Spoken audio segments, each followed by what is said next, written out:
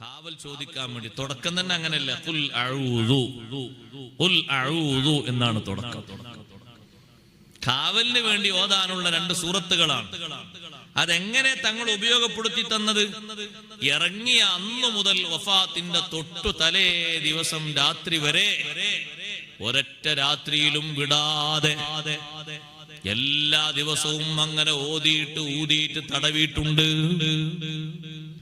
സുബ്ഹാനല്ലാഹ്. പല ശർറുകളും വരും സഹോദരങ്ങളെ, പല ഭാഗത്തുനിന്നും വരും. നമ്മുടെ ശരീരത്തിലേക്ക് ഒന്നും ഏൽക്കാതിരിക്കാനുള്ള വലിയൊരു കാവലാണ് ഈ ഓത്തും ഊത്തും, അതുപോലെ തന്നെ ശരീരമാസകലം തടവുന്നതും.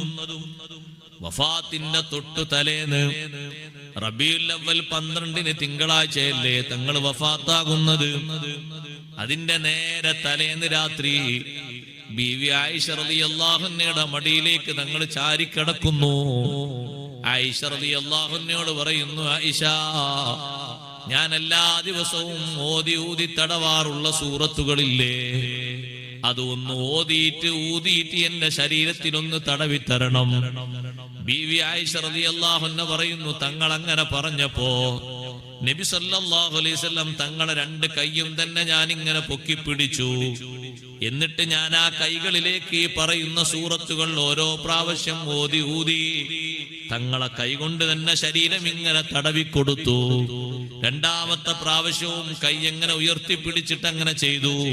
3ാമത്തെ പ്രാവശ്യവും അങ്ങനെ ചെയ്തു.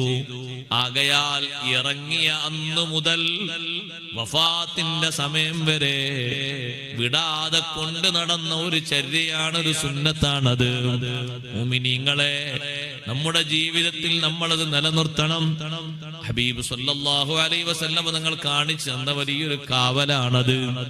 ഖുൽ അഊദു ബിറബ്ബിൽ ഫലഖും ഖുൽ അഊദു ബിറബ്ബിൻ നാസും വലിയ കാവലാണ്. സുബ്ഹാനല്ലാഹ്. നിസ്കാരങ്ങൾക്ക് ശേഷം അത് ഓതുന്നതോടൊപ്പം തന്നെ രാവിലെയും വൈകുന്നേരവും 3 പ്രാവശ്യം ഓതൽ സുന്നത്തുണ്ട്. സുബഹി നിസ്കാരത്തിന്റെ ശേഷവും 3 പ്രാവശ്യം, മഗ്രിബ് നിസ്കാരത്തിന്റെ ശേഷവും 3 പ്രാവശ്യം. ഉസ്താദേ, ഇത്രത്തോളം കാവൽ ചോദിക്കണോ? ചോദിക്കണമെന്നാണ് മനസ്സിലാകുന്നത്. കാരണം ഷർറ് അതിനേക്കാളും അധികമാണ്. അല്ലാഹുവിനോട് കാവൽ നന്നായി ചോദിക്കണ്ടേ? ചോദിക്കണം.